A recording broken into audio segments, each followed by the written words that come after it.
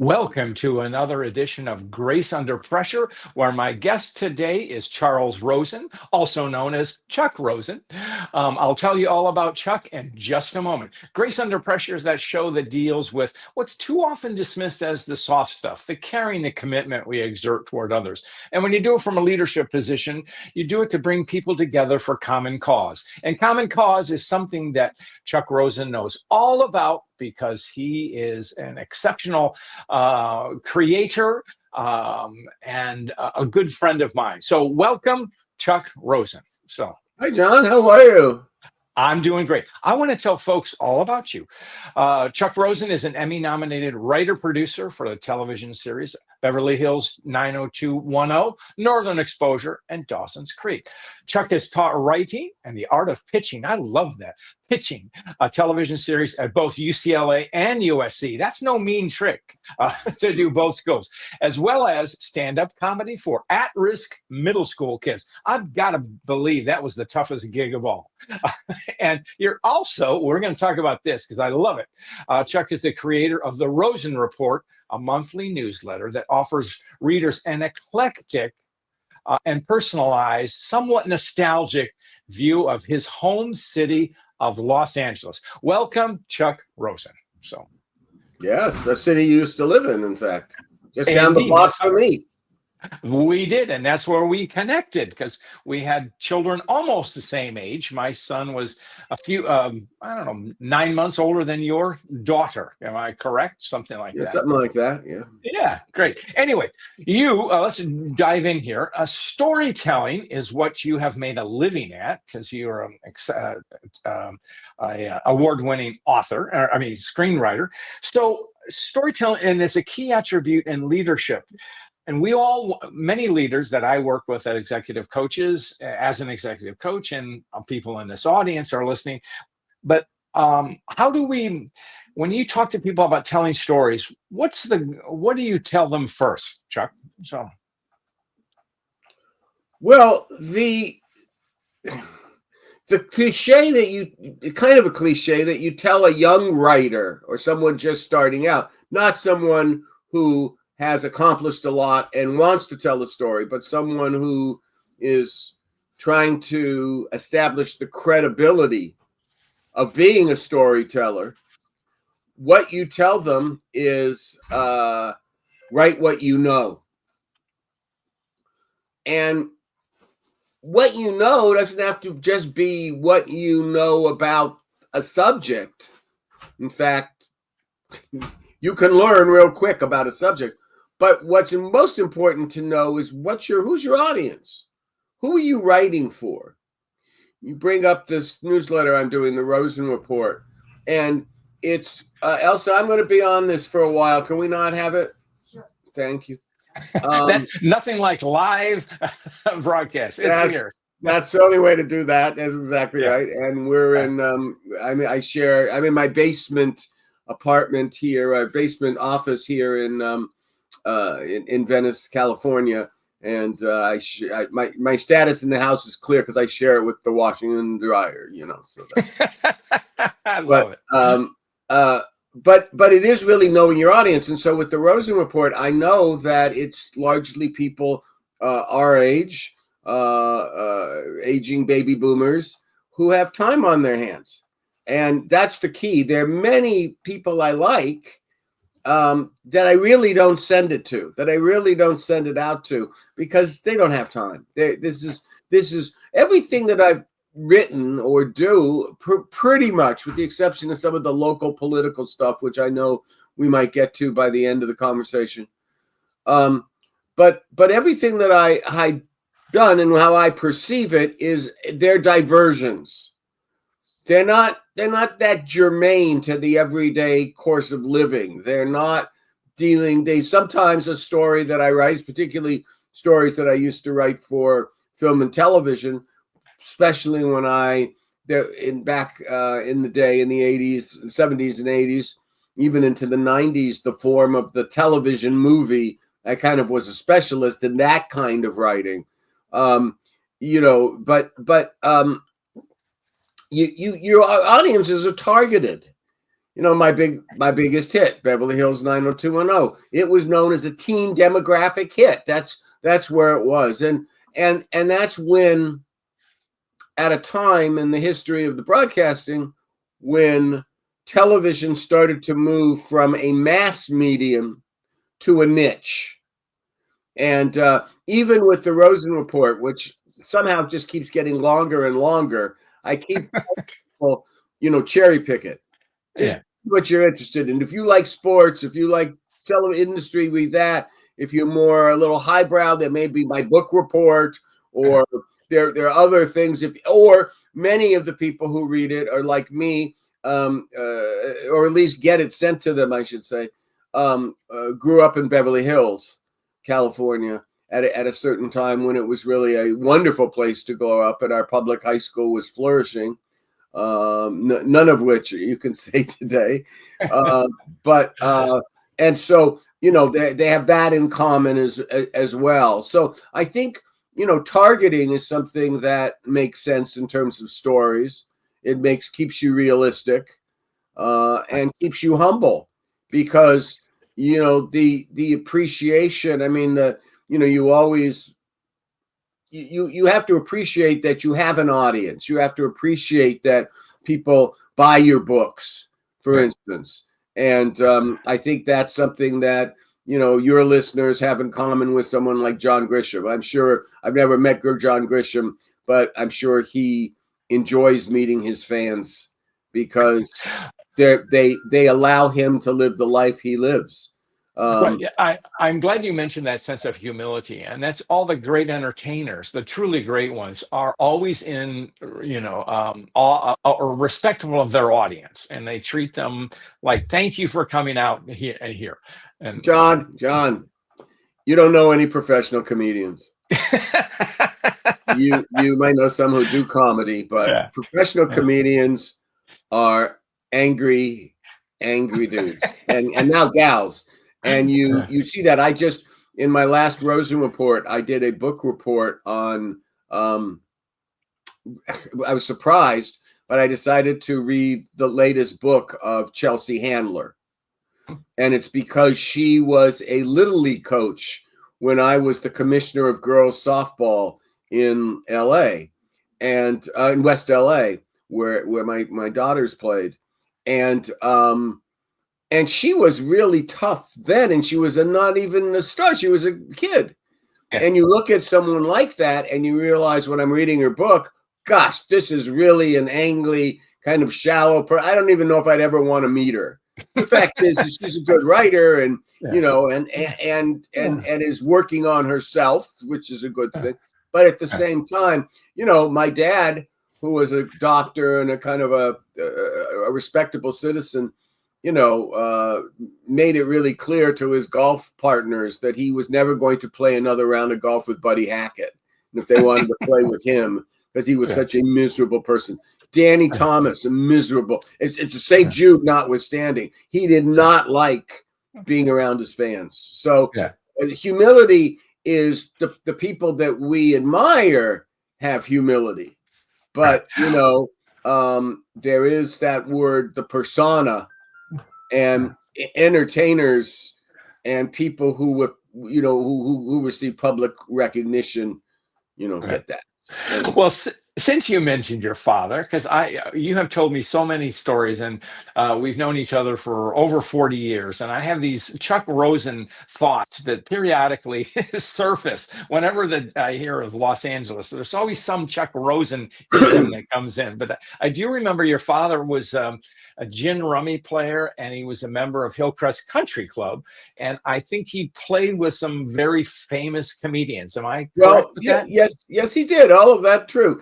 My dad was a doctor, and he was younger than many of the members in this country club. It's called Hillcrest Country Club. It was a something that is surprising to hear today, but was the way the world was. Is that when my father he was younger than most of the members, and the reason there was a country club like that is because Los Angeles was a profoundly anti-Semitic city, but at about between, let's say, 1910 and into the end of World War II.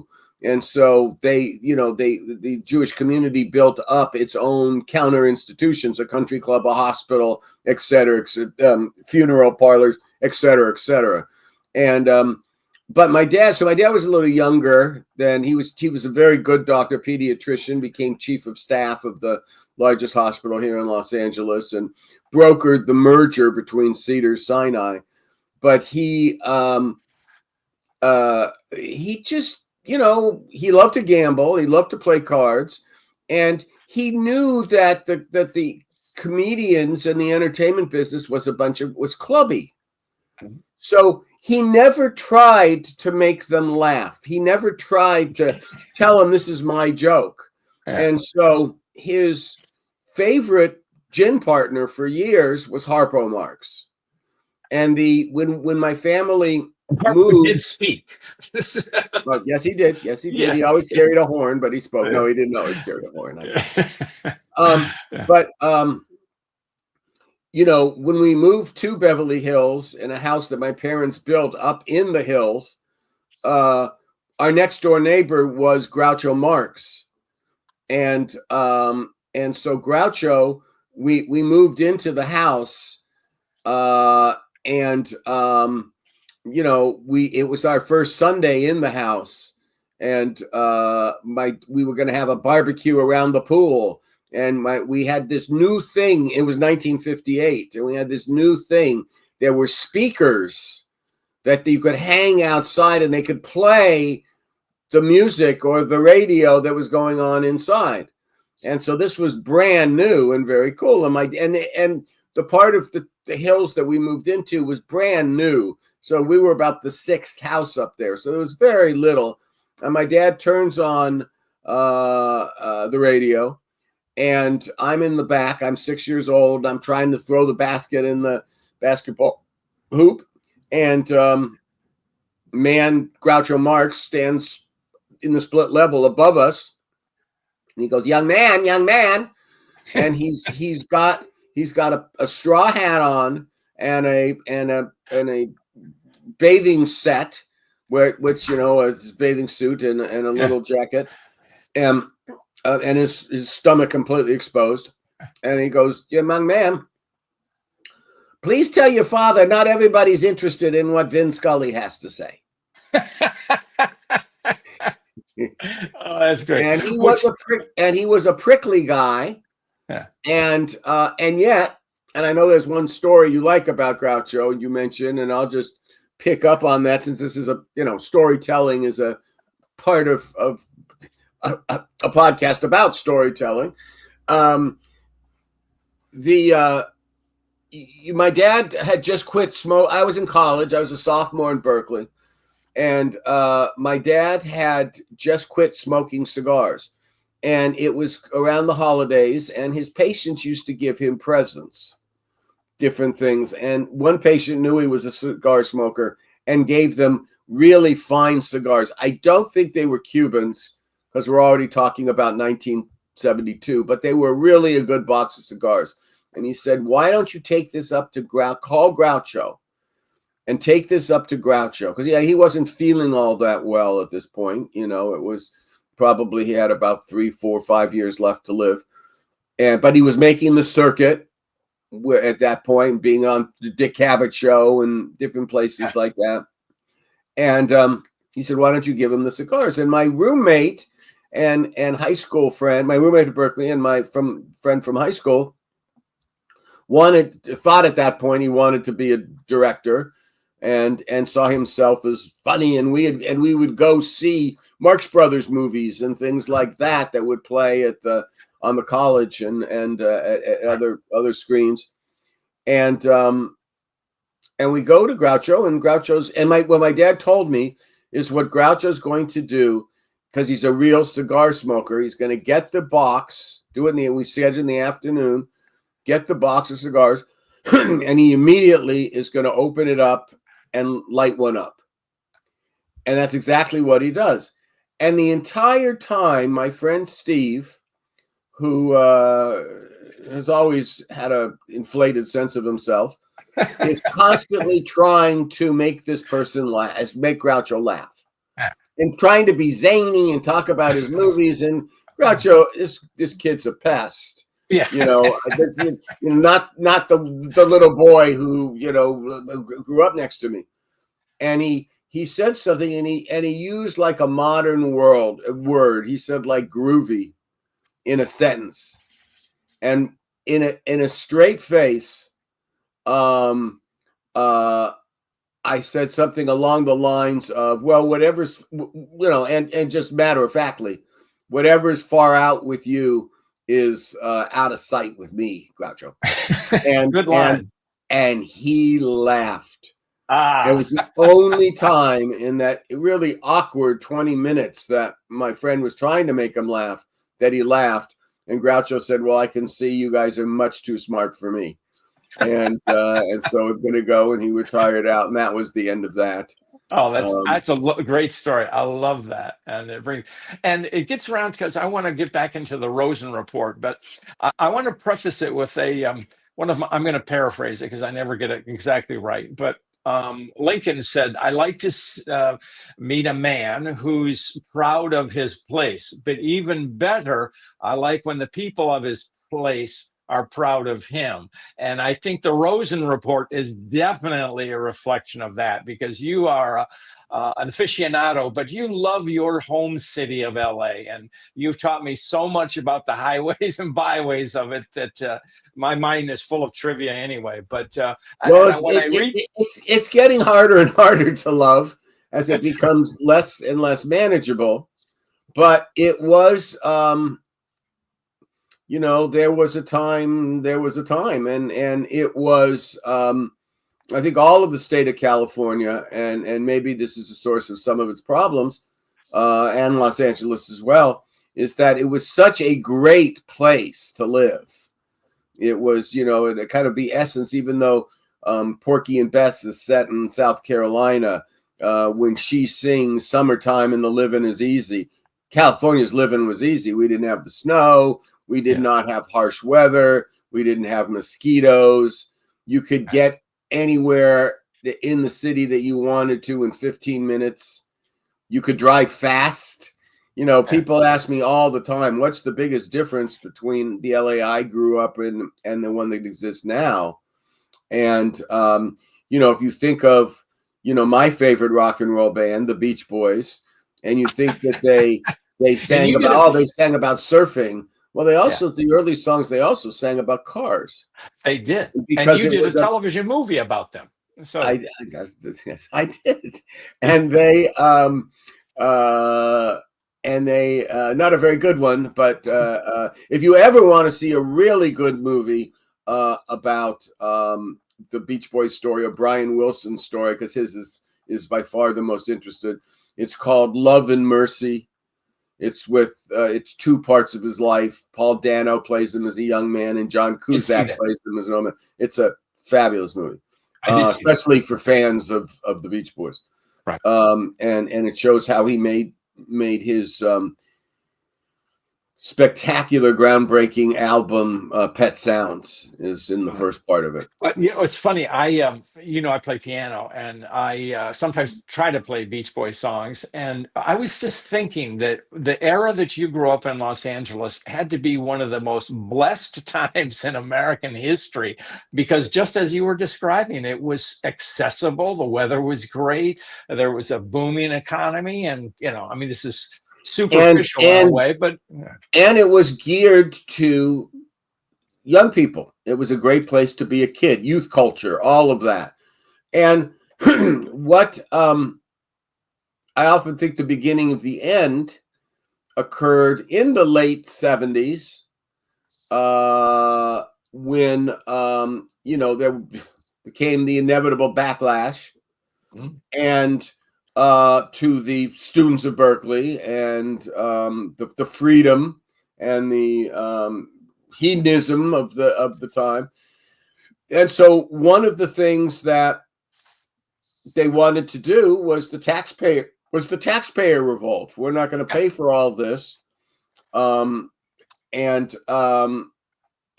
that time, they the state lessened its commitment to public education. in something where the city of Beverly Hills got sued because they were using property tax to pay for a heightened education that was not equal to what Los Angeles taxpayers were paying, et cetera, et cetera. That went in, and all of a sudden the commitment to education changed, the commitment to the quality of life here changed. And it was, so I do remember those times fondly. In fact, because of the Rosin Report, I'm being asked, you're my first kind of public engagement here, John, but my second one, it is my honor. Hard to believe that Beverly Hills has a Rotarian club, a Rotary Club, but it does. And they meet at the very posh Beverly Hills Hotel. And I will be there speaking. I'm the lunchtime speaker at one point. And you know, part of it will be to remember what it was like living in this community when I went to high school in the 60s and into the early 70s. And you know, that unfortunately things happened. Things started to change. You know, OJ jumped in the Bronco. Somebody figured out that there should be something called the internet, and the world changed. And it's not quite the same. One of the things in the Rosin Report that I do at the very end, I have different categories and subsections, and one of them near the end is called Confessions of a 20th Century Man. And you know, because that was my strong preference, was the idea I knew how to navigate in the 20th century. It was the 21st century where I started to try to get even into the tech business, which was a colossal failure on my part. But in the 60s, in the 20th century, what you did was, if you had a problem, was you picked up the phone and you called somebody. And if that didn't work, you got in the car and you drove somewhere and you went into the building and you talked to someone face to face. That's how things got accomplished. That's still how things got accomplished. Well, yeah, it does get accomplished. So, you know, so that was my time, but it wasn't. That's important. Yeah. So it was. Well, LA was a great time to be in at that time, and always has. You know, I'm reading a book. One of the things for the Rosin Report I'm reading, I do book reviews. Mm-hmm. I put the golf poem book in a different category, so it wouldn't have to, you know, we talked about in the sports report, not in the book report. But as I said, when I was doing the Chelsea Handler one, and I'm doing one on the fabulous reading right now, getting to the end of it, on Lorne Michaels about Saturday Night Live. The 500 pages of what, you know, he accomplished in that time, going through all the different permutations. And yet, and one of the things I can say, I got a chance to see Saturday Night Live once when my lead of Beverly Hills 90210 and my friend Jason Priestley was the host. And Karen and I went back. This was in the early 90s, soon after you left LA. And I remember thinking, boy, when you're here, you're in the center of the universe. And that's kind of how LA used to feel. Especially when I was making 90210, because that's about when, I mean, you left about 1990, because that's the 90s was when LA started, the social problems started to become overwhelming, whether it was crack cocaine, whether it was traffic, whether it was overdevelopment, which you and I, well, the Rosin Report will be writing about that in October. You'll get your moment in the sun. That now there's one thing, because we're racing, but there's one thing that has changed but not changed, and I always think of you, and that's the Dodgers are back up on top, and you took me to Dodger games, and you have a very special connection to the LA Dodgers that goes back to the the Brooklyn Dodgers. So tell us about that. So, well, that's because my uncle Lou actually worked for a company called High Grade Meat Products as a salesman, and he sold the hot dogs to Ebbets Field. He moves to California. The Dodgers follow. he calls them up. The family gets great tickets. And we held those tickets from in Dodger Stadium started in 1962. We held those tickets from 1962 until I just couldn't stand what Frank McCourt was doing to the team, and we just gave it up. Yeah. Well, and it was really tough, John, because I used to sit at high school football games with him. I knew him very well because his son and my son played the same position on the varsity at Harvard Westlake. Yeah. Well, anyway, now we got to jump in because we're running. As you know, I ask every guest a story about grace. Do you have one that you want to share with us, Chuck? So, well, I don't know if this is me behaving well under grace. I don't know if it falls in the category, but I know that you had one with. You asked about a moment in show business was my favorite moment or something like that. So they may dovetail the same. It was about 1989, right before I started 90210. It was in the late 80s. And I had spent the decade writing television movies. And I was pretty successful at it. I had about 9 of them produced. But unless you watched television movies or knew they were coming on, chances are you never heard of any of these movies. And certainly wouldn't know me as the writer of them.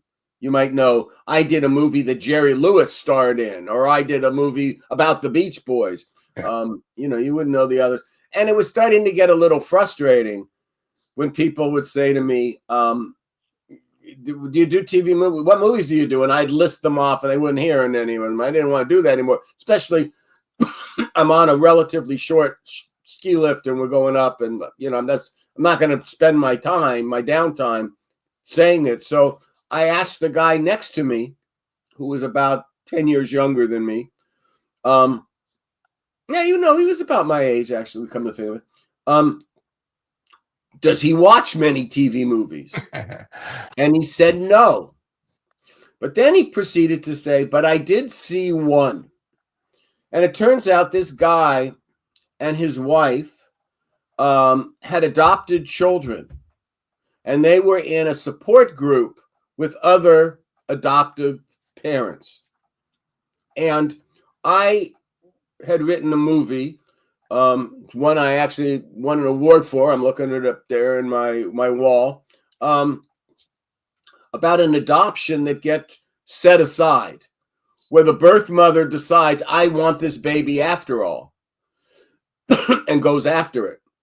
And it was with the actress Lindsay Wagner. It was a very good actress whose name I forget right now, who was on the Facts of Life TV show. She played the daughter. It was a powerful movie. And he talked about how this group had seen this movie and discussed it, and it was very therapeutic for them. And I'm listening to him tell me this, and we get to the top of the lift, and I know it's my movie. I know it's the one I wrote. And you know what I said to him? Tell me. Have a nice run. Take care. There was no reason for me to have to tell him that I wrote that movie and I'm very important and very talented. He didn't need to know that. He needed to know that that an industry was out there doing something for him. That's a great story. When people ask me what's my favorite moment of all show business, it wasn't winning the People's Choice Awards or going to the Emmys or cashing the check. It was actually being on that chairlift. What a beautiful story. I love that. Well, Chuck Rosin, we've known each other for a long, long time, and but we're coming to the end of this show. So with that, my friend, I would like to say goodbye and thank you. Okay.